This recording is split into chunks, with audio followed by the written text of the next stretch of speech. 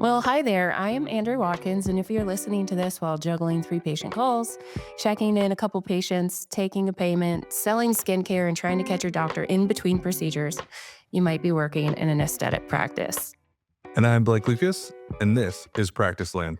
This is not your doctor's podcast. Hey everyone, and welcome back to Practiceland. We're so glad you're here. Today I am joined with Clark Cave, who's the founder of Model Rewards. Clark really stumbled backwards into solving a unique problem in aesthetics. But let's hear it straight from you, Clark. Tell us maybe a little bit about yourself and your background. My name is Clark Cave. I'm a North Carolina native. Go Panthers. No one says that. I'm a former lieutenant colonel in the United States Army. My background is in practice administration primarily. I've worked in everything from clinics in Germany to level 1 trauma centers in Texas, and stumbled into this through through telemedicine, in fact. So. Wow, that has got to be one of the more interesting, I think, backstories that we've had for a guest on the show. So, Clark, thank you so much for joining us. I can't wait to get into our discussion today. Also, of course, we have Eva Shea here, who's been with us a few times. Always a pleasure to have you on the show, Eva. Give us a quick introduction of yourself if there's a first-time listener out there. Mm-hmm. Thank you. I am Eva Shea. I am the founder and CEO of The Axis, and we make podcasts that help practices change behavior. And on this podcast, Practiceland, we are here to help you change your patient's behavior for the better to reach your business goals. So all of that fits nicely together with what we're going to talk about today, which is how to use loyalty programs, which covers the second base that I love, which is, spending less and doing more with the marketing that you do for the practice, and reducing the burden for the staff on things that take a lot of time and make their lives hard. Fantastic. Well, we got a great topic today, just talking about loyalty programs and how we can continue to drive word of mouth referrals. I think those are everyone's favorite. So I think we'll just dive right into some of these questions here. What's your favorite loyalty program, Blake? Oh, my favorite loyalty program is kind of a mix. I think it's probably between my Costco membership, which I love the cashback rewards that I get from that because I spend way too much money at Costco. Kirkland gang, for those that are out there. And then the other one would probably be my venture card with Capital One. What's in your wallet? Yeah. Oh my gosh. But it has helped pay for a couple of trips with the family.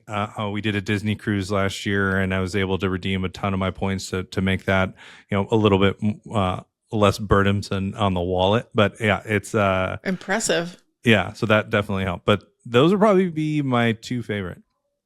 What's yours, Clark?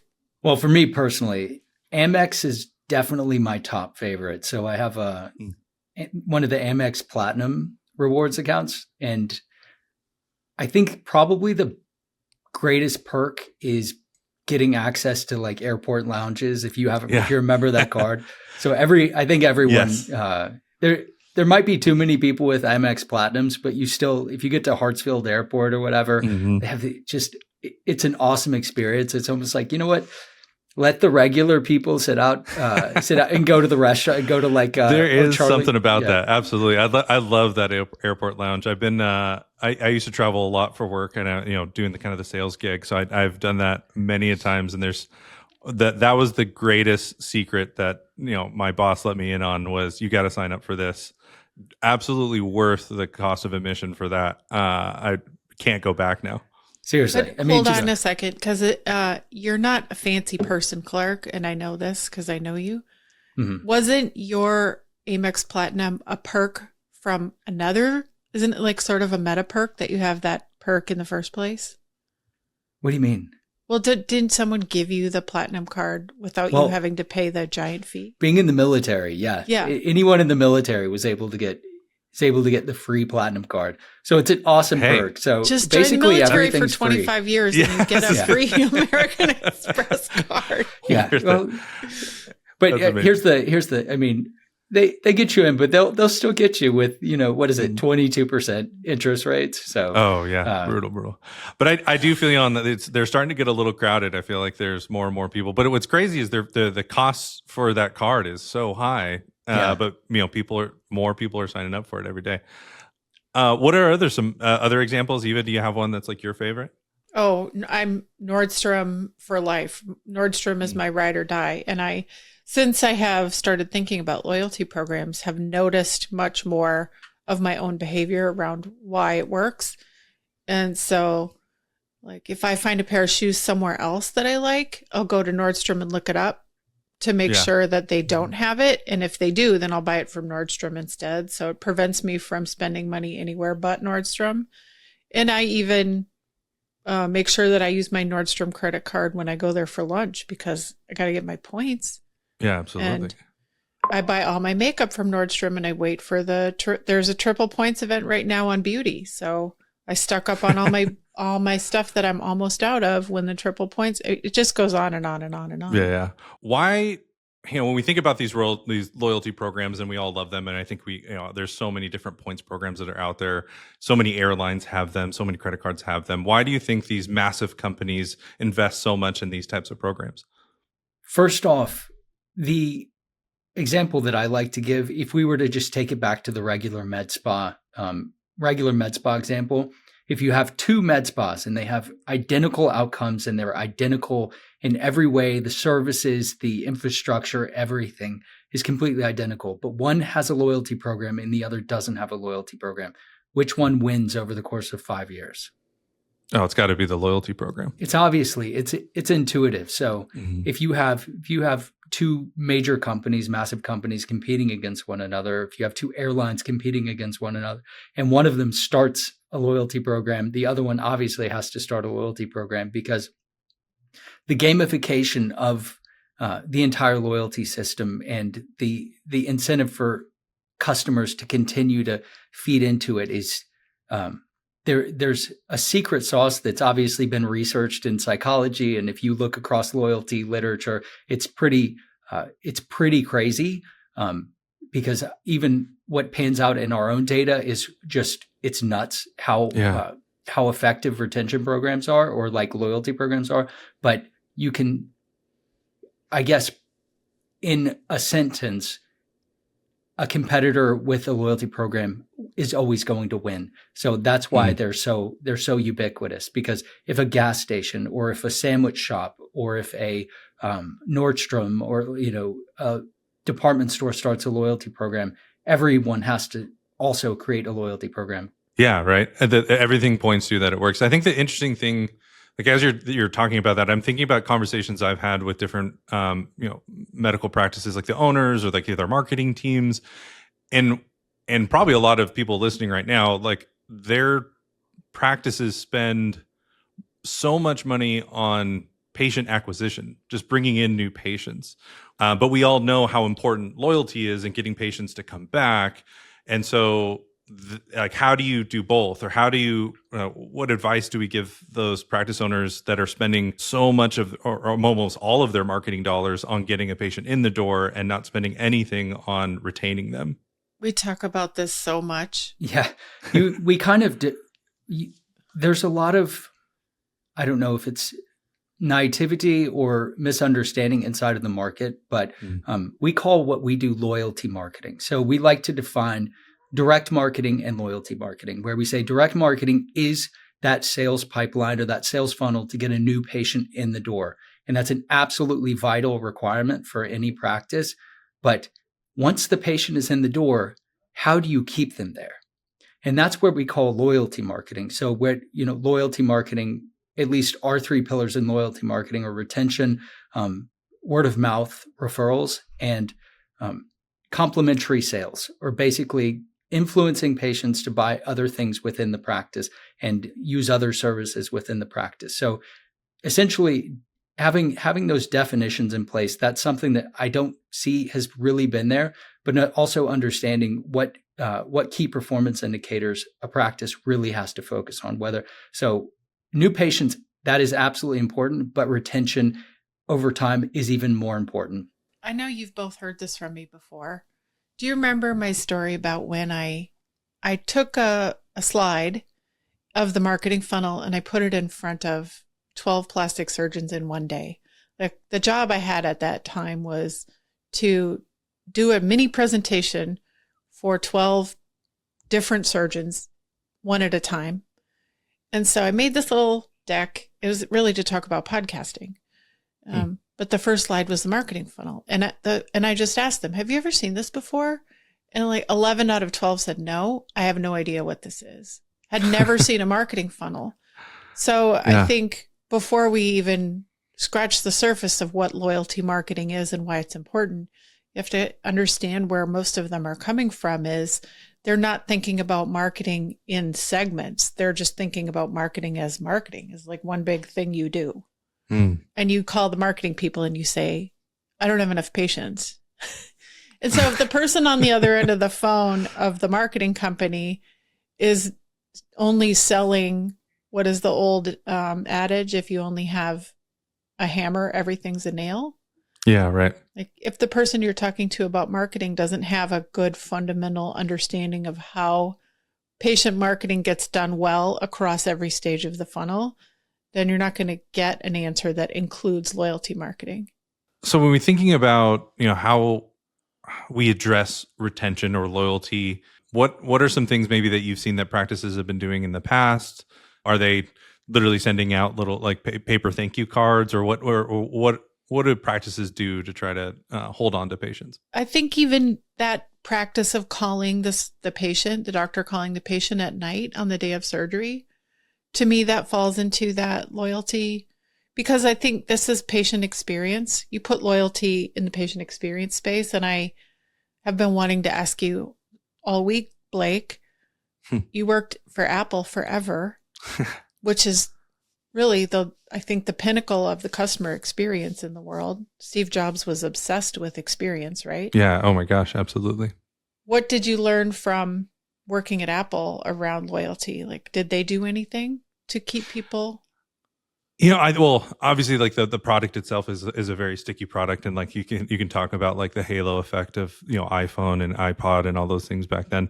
Focusing specifically on the stores as like a product, I think it was drilled into us to provide a level of experience that you only get at certain places, and they brought in trainers from, or training curriculum from like the Ritz-Carlton, for instance. And like, I think they give them some crazy budget to take care of guests in any situation. Like they're cleared, I think, up to $2,000 to like take care of any type of request to make like the experience above and beyond. But the famous example is like if you walk up and ask like the janitor a question, someone who's vacuuming the hall, like, hey, how do I get to the pool or something, like they will physically stop what they're doing, take you to that. And just the experience of that versus just saying, oh yeah, just down there, turn left, and then you're good. And then going back to whatever you're doing, is those little things. And so I think what we did in the stores was we spent so much time trying to understand who we were talking to and what was important to them and like what it was they wanted to use this product for, and then position like the specific things that this machine could do, which obviously you can do a million different things, sky's the limit type of thing, but then focusing specifically on, you said this, and if I understand that correctly, this is really going to have an amazing impact on your life and like your day to day, and make things like this huge positive experience, and directly correlating that. And so there was a lot of training on just how to properly ask questions and how to properly listen, like the active listening, and then verifying what I heard is what you said, and all those types of things. So I can talk about that for hours, and we can go on a long tangent. How did you pull that through then to the way your Patient-Fi team helps practices with Patient-Fi? Yeah. Oh, absolutely. I think one of the most important relationships we have at Patient-Fi, obviously we value every borrower and every patient relationship that we have that we're working with, and we hold that in the highest esteem. But I think too, the relationship that we have with our providers is special. I think we were born out of medical practices. Like many of us came from that space. A lot of our founders were in that space or work very closely. Like our board of directors are all coming from that as well. So I think our marketing team, I think, has done an amazing job of building out like a rewards program or loyalty program and perks and a lot of amazing things to keep the practice on board and want to use us. And I think they absolutely love it. So whether it's the easiest thing is like team lunches and things like that and earning that, but then I know that we've given away like Birkin bags and all kinds of amazing gifts and things like that. Yeah, Louis Vuitton was on there a couple of times. Like, so there's some high ticket items there as well. And then there's always something at the end of the year, or like a holiday program that we do that is always very exciting, and practices love it. And so there's stuff for the staff, but then there's also things for the owner. And I think there's a distinction there too that we've made. So these programs aren't just for one or the other. I think a lot of times these loyalty programs lean towards maybe the owner so much. And this is not your doctor's podcast, so I'll say that the perks for the staff are there as well. And I think they do an amazing job making sure that the staff are thanked, because it's the coordinators and the practice managers that are talking about PatientFi. Making sure that they are getting the love is super important for us. And anytime you sign up for PatientFi, you're immediately entered into like our Premier Partners program. And just by using us, you're going to start to see perks coming back. So I think kudos to our marketing team. They've done an amazing job building that out. Clark, we're talking about these loyalty programs. What are some challenges that you're seeing as you've experienced working with these medical providers that are trying to get these going? I think the biggest challenge is not really fully appreciating the role of loyalty in a practice, and the role of loyalty to develop, to use some military parlance, to understand your strategy and tactics. So if your strategy over the course of, let's say, the next year or the next 5 years is to grow your practice and expand your practice, not having an understanding of the key performance indicator retention and not having a basically steady retention in place makes it really, really hard to plan for anything. Especially if you're just trying to get new patients in the door and that's your metric of success, you can't really forecast into the future. So what a loyalty program really does, it gives you a medium and it gives you a tool to stabilize your retention rate. And then let's say I want to increase retention by 5% over the next year. It gives you the ability to deploy tactics to increase that retention rate, to get people to come back. And probably the most effective thing you can do, and you don't need a tool to do this necessarily, it's just very hard to do it manually, but giving patients points. Points, they may seem, they're kind of ubiquitous and it's just whatever. Hey, let's give points. But there's something very, very beautiful that takes place when you give patients points. And this is kind of wild because there's a ton of psychology behind this. But if you've ever heard of the term prospect theory, it's the theory that if you losing something, you have a far closer emotional tie to losing something than to gaining something of equal value. So it's twice as emotional to lose, let's say, $10 than it is to gain $10. So there's this beautiful thing that can take place when you give a patient points. So with our program, for instance, you sign up for our loyalty program and immediately you'll have 10 or 25 points, which are equal to $10 or $25 in practice credit. So now you have this thing where you've just kind of invented it out of thin air, but the patient has something to lose at your practice now. So that's one of the tactics, but it's very highly effective tactic. But these are small tactics you can deploy in the overall strategy to retain patients over time.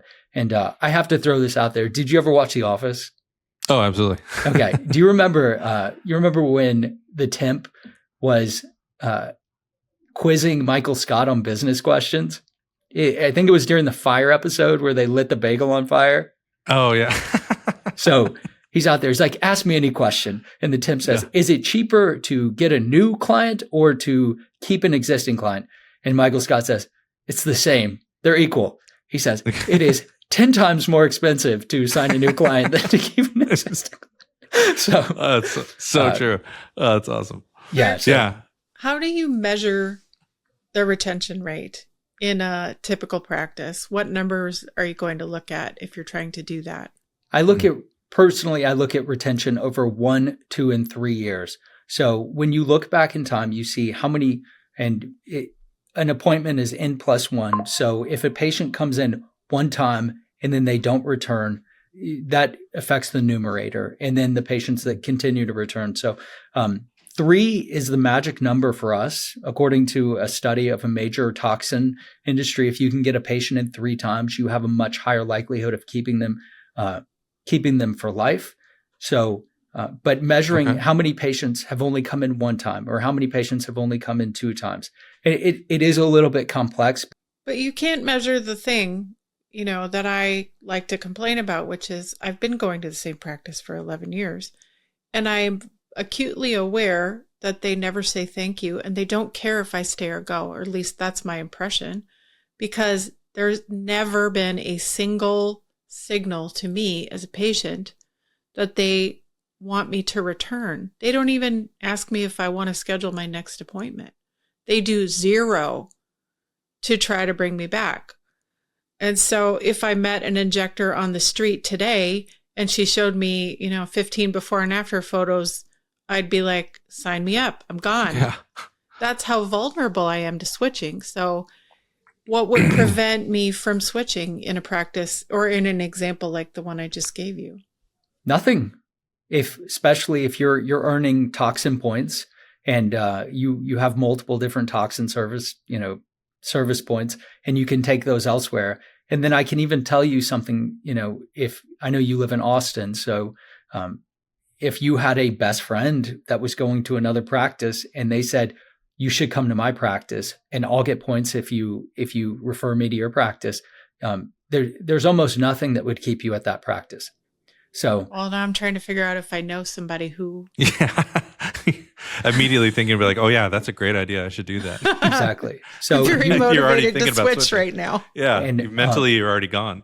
So also, I'll circle back. What points do, the other beautiful thing points do is create a switching cost. And that's what Eva's referring to.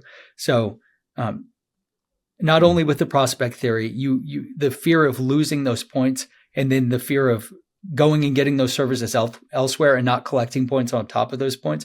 That's the switching barrier. That is the switching cost where I'm going to lose this money if I don't go back and spend it. I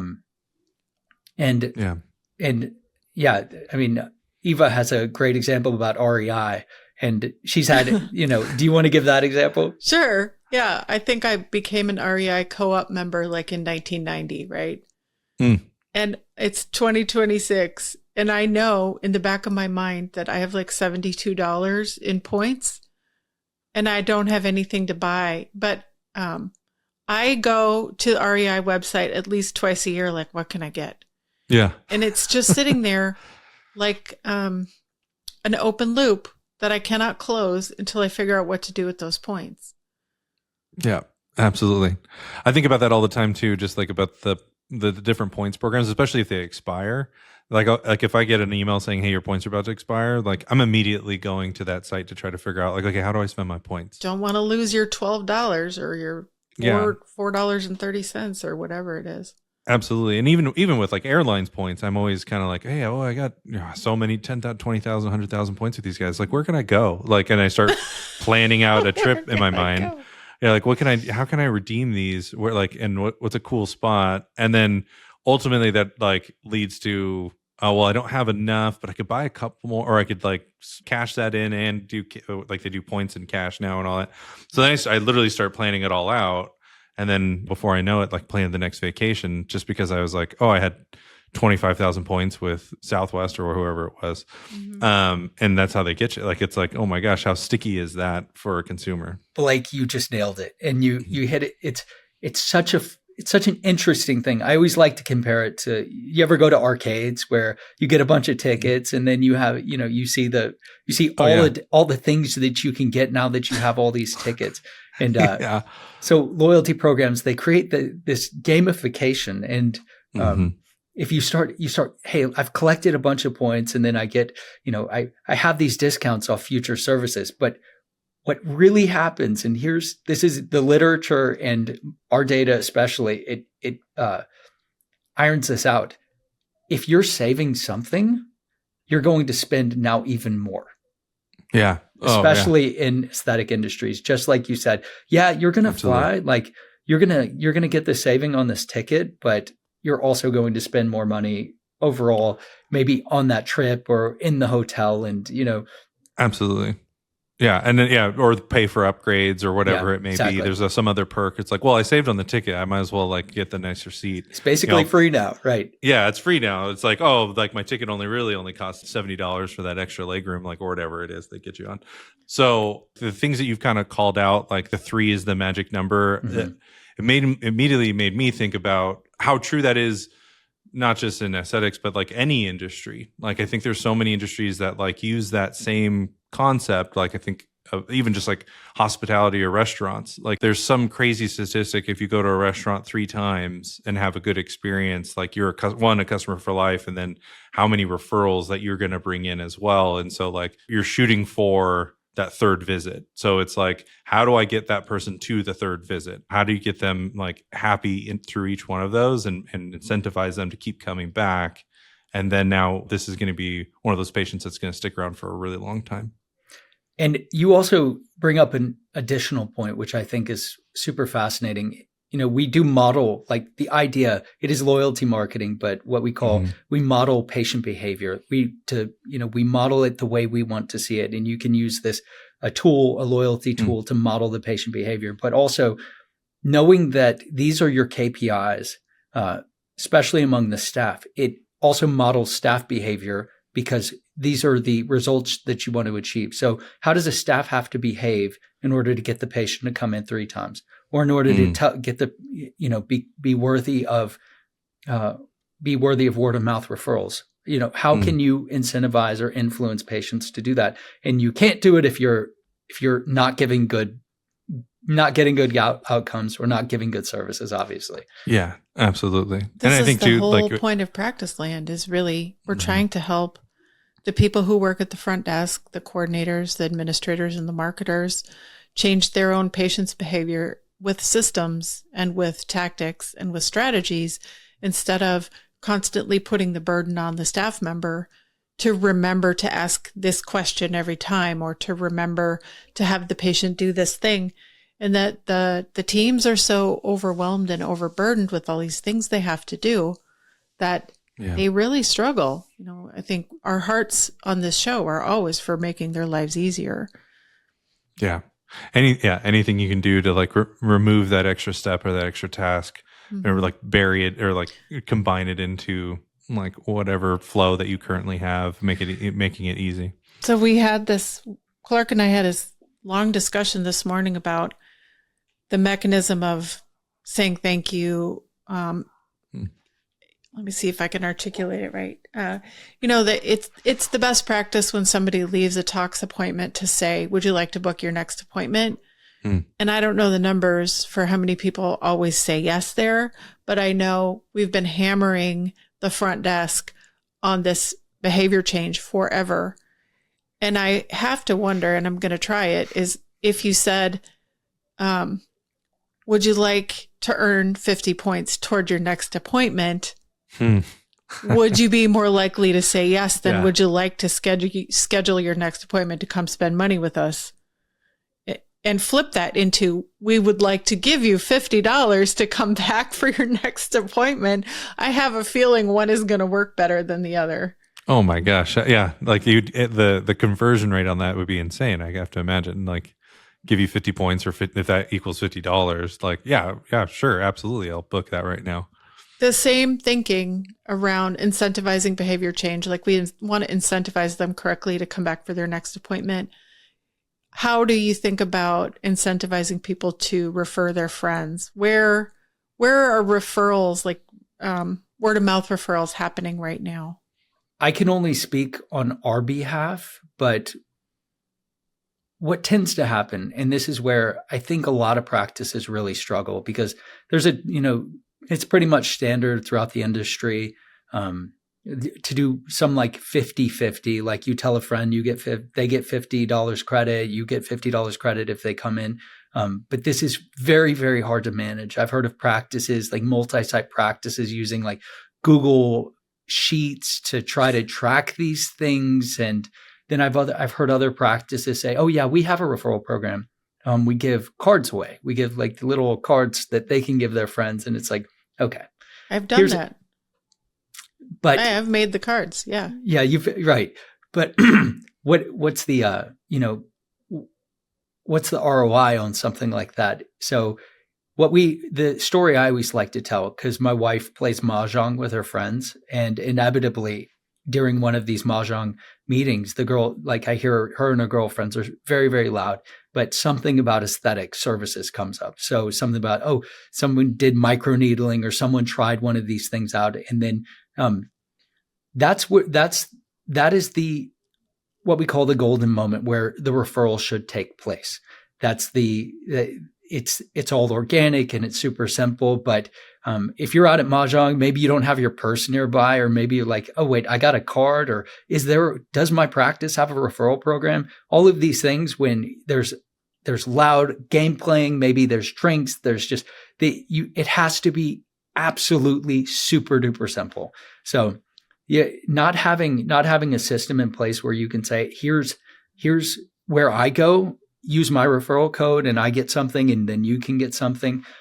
If a practice decides to do that, not having something like that in place, you just have no idea the opportunity cost. You don't know what you're missing out on. Obviously, it's a counterfactual, but how many $22,000 rhinoplasties or $30,000 mommy makeovers were not converted because of referral, because someone said, I'll text you later. Well, I can tell you that if they remember your name, which at my age, I don't even remember the names that well anymore unless I write them down. But that becomes a branded search. So if you say, I got my rhinoplasty from this doctor, then your friend, if they remember you, Googles your name, hits your Google ad, which is gets tagged to branded, and then your pay-per-click agency takes credit for that, where it was really word of mouth. Yeah. You don't know that was word of mouth. They might still do both of those things. And in fact, I think they will Google you anyway, because they want to prove to themselves. They want to do their own research and find out, yes, my friend did make a good referral, and they'll look at everything, your website, your Instagram, your whatever. I don't even want to say TikTok because I'm trying to encourage people not to spend a lot of time there. But aren't we all? if you know that originated with a word of mouth referral, and that was trackable by the mechanism Clark's talking about, which is just a simple button that sends a text. Shares it. Which, how many times a day do you do that now? Somebody says, I really like that sweater you're wearing. And you're like, I just got it yesterday. I'll send you a link. I do this constantly, and then it's out of my head. And the same thing for me. I know of products and things like that I've referred to people because I get like a $50 credit, pays for my subscription for whatever this thing is, and now it's free for me, which is fantastic. And I've done that a handful of times.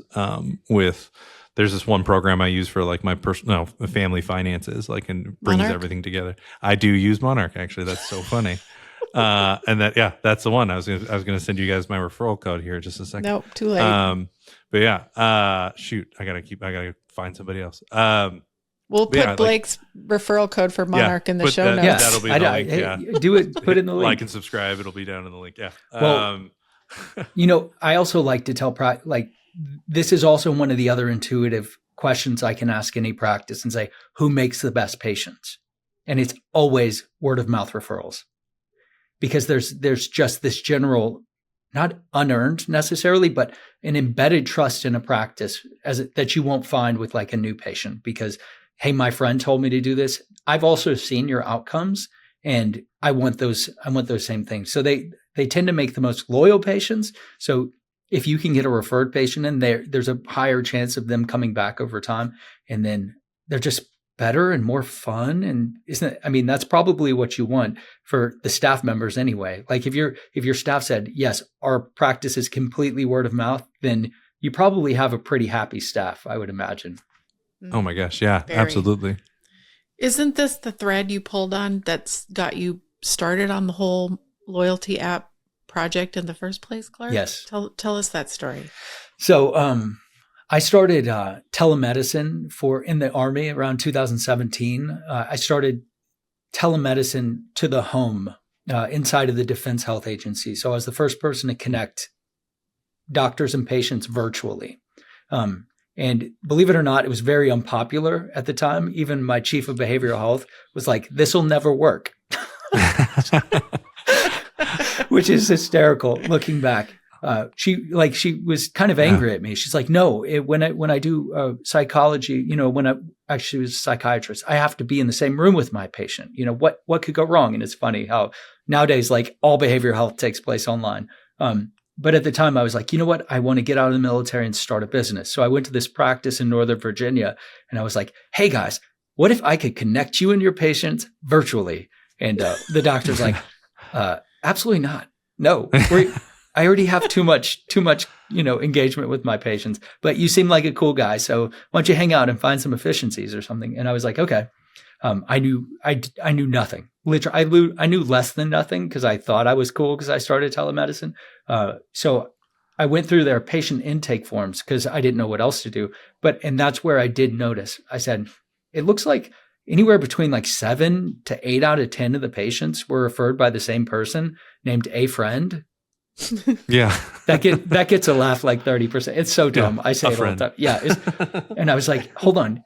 This is a huge practice. They have a bustling med spa and they have their own OR and a 4-surgeon practice. These friends are referring millions of dollars a year in revenue and you're not capturing it. So if you can't measure it, you can't manage it. Right. So right. I was like, okay, there's something here. And that's basically what launched how do we get more of this? And how do we measure more of these word of mouth referrals? Tell me a little bit about dark social. Like, if you're just to change gears a little bit, what is dark social, or how would you explain that to someone that has no idea what that is?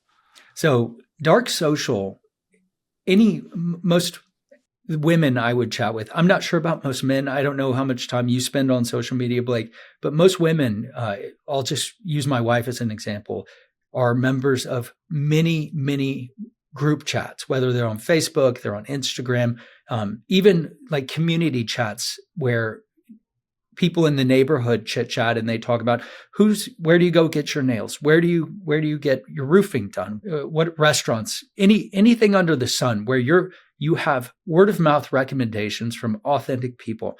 And no matter how many millions of dollars you would want to spend on marketing, you cannot access these locations with marketing dollars.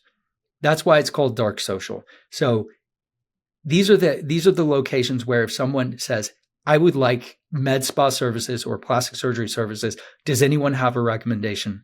The ability to access those and give your practice's link along with a word of mouth referral, it's golden, because once you hear referrals, you almost generally don't even do your own research in some cases. They're just like, hey, if that person's doing it, I'm going to this place. You're like, got it. So wow, yeah, this is where dark social is. I mean, it is a gold mine if you can access it. I once referred somebody to my hairdresser in a secret group, and the secret group is so secret that someone else has to vouch for you to get into it. And so somebody in that group was like, I need a hairdresser that can both do blonde and has a certain political philosophy, because they were so tired of their hairdresser ranting about things they didn't want to talk about or agree with. And that actually weirdly had just happened to me too.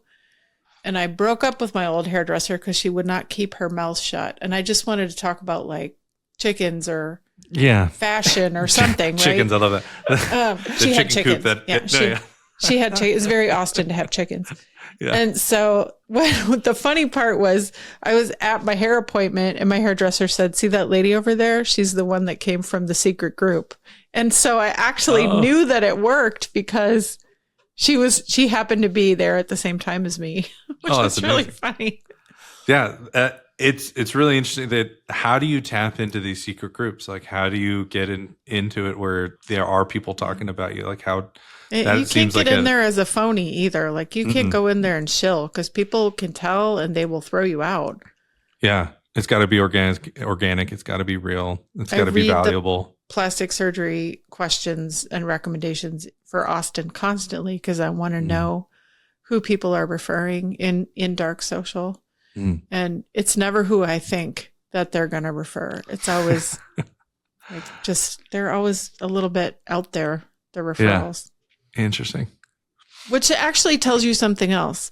If you aren't seeing a ton of marketing from someone, from a surgeon or a med spa, like the people who advertise a ton aren't necessarily the best surgeon, right? Right. They just are spending the most money. So often what I see is someone I've never heard of is the referral. And that's because they're quietly in their office for 2 or 3 decades doing great work. And over time, that referral base goes like this because they're doing great work. So just to bring it full circle, Blake, we were saying Apple's product stood on its own. And that was most of the reason that people were loyal was the product itself. And that's where it starts. Yeah, absolutely. Thinking about maybe like practices that have tried to do some of these loyalty programs before, and maybe it didn't work. Clark, what would maybe be advice that you might give someone like that? Loyalty programs are very, very hard. They're very hard to do organically. There's a lot that goes into it. I'll just say designing a loyalty program has been harder than one of the hardest things I've ever done in my life, just because there's so many different considerations that you have to take. So it's doable, but if you're a small practice and you're trying to do some of these things manually, and you have any turnover in staff, or you have multiple sites where you have to get some level of standardization, it's really really difficult to do. Having a software medium, there's other tools out there, but having a software medium that is able to kind of perform all the functions in a very, very simple way that incentivizes the staff as well, which is like the most important thing if you're developing software, by the way. Like if your managers tell your front desk staff, hey, we got a new software. It's like oh, great. You're no. Okay. It's like, let's get the tar and feathers out, right? So So what you do has to also excite the staff. And that's a really, really important thing, because if your staff aren't bought in, then it's not going to survive. So, I would say if it doesn't make their life easier, they're out from the get-go, you have no shot. It has to actually remove work, not make work. Just to add to that, I think that like coordinators, I hear the stories about like what really drives them, or the passion behind why they do what they do, or why they work in these spaces, like in aesthetic or plastic surgery, is to be a part of that journey, to really provide help for their patients. They care deeply about their patients and the experience, and getting them to a place where, they have stronger self-esteem, they're excited, and to see that transformation and be a part of that. And like you kind of mentioned, just like you get more out of those repeat patients. And if you can keep them coming back, and then little by little, in the aesthetic space, like you see those changes and you see this person become more confident, and like you were a driving force of that, why not use every tool at your disposal to be able to bring that patient through that process, to make sure that your product, the thing that you're providing, is what they're able to get, and you're having that confidence in your own product, whether it's your surgeon or whatever it is, knowing that they can provide what the patient's looking for is, I think for a lot of coordinators, it's the reason why they're in this space. So I love that you mentioned that, especially with the patient experience, because this is also extremely important when you take into consideration recency bias. So this is their last touch point with you. The last touch point a patient has inside of your practice is checkout.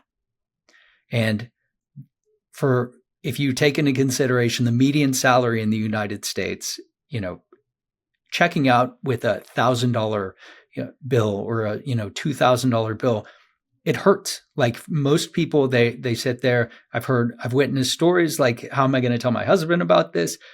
Obviously having patient financing options, those are great, but still, this is the last touch point you're going to have with the practice. So you're leaving almost with, not necessarily the most positive experience. So this is where we like to say, yes, you've spent this amount of money, but here's what you're going to get.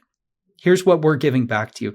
We're grateful that you did this. So we're going to give you some more points to book your next appointment, or you're going to earn points on today's services. And you're going to earn a bunch of points that you can come back and spend, and come to the arcade counter and get your big pencil. Yeah. So Blake, is it still true that if you use a patient-fi payment plan that you don't have to start paying until 30 days later?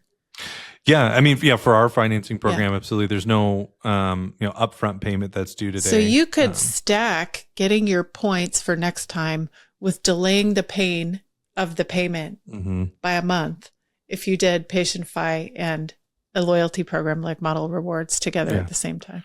Well, it's a great way to soften that moment, right? Where that can be absolutely when you have a $2,000 bill or higher or whatever it is, how that could be a little painful for most, I think. What a great way to soften that and keep the patient coming back. I think the only thing I would add is, if you don't have a loyalty program or an official one at any point, or at this point, and you're thinking about doing this, you have to ask yourself if it works. And I mean, functionally, how does it function for my patient? So whatever you end up looking at, try it from the perspective of a patient. And my advice comes from my own experience as a patient, where I got invited to one, and not the same practice as the one that has never said thank you in 12 years. And I promise I'm not bitter. But another, the one where I have been going for weight loss, they invited me to this app, and 3 years later, I still can't get in and it still doesn't work. And one day it even sent me a birthday reward. And when I went to claim the birthday reward, it said, sorry, you can't claim this. You're not in the office. Awesome. You're like, great. So on the theme of creating good or bad feelings with technology, I would say that one continues to disappoint me over and over and over on behalf of the practice. I recognize it's the app and it's not the practice, but still. Yeah. Before we wrap it up, Clark, how do we find you? How can we see what you're working on and take it for a spin ourselves? Will you tell us where to go? Yeah, absolutely. So I'm on TikTok. I'm just kidding. I was joking. I'm not on TikTok. Yeah, just modelrewards.com. If you do Model Rewards, book a demo. We can set up a demo in no time and walk you through how, our loyalty program, if you choose, would work in your practice. And is a demo with you? Yes. Awesome. Dad jokes included? I will include the dad jokes, but that's extra. So you'll have to. Those are special requests. Awesome. Well, Clark, thank you so much for being on the show today. Everyone on listening in on Practiceland, thank you again for joining. Stay fabulous, and we'll see you next time. Got a wild customer service story or a sticky patient situation? Send us a message or voicemail. If your tale makes it into our She Did What segment, we'll send a thank you gift you'll actually love. Promise, no cheap swag here. Are you one of us? Subscribe for new episode notifications and more at practicelandpodcast.com. New episodes drop weekly on YouTube and everywhere you can listen to podcasts.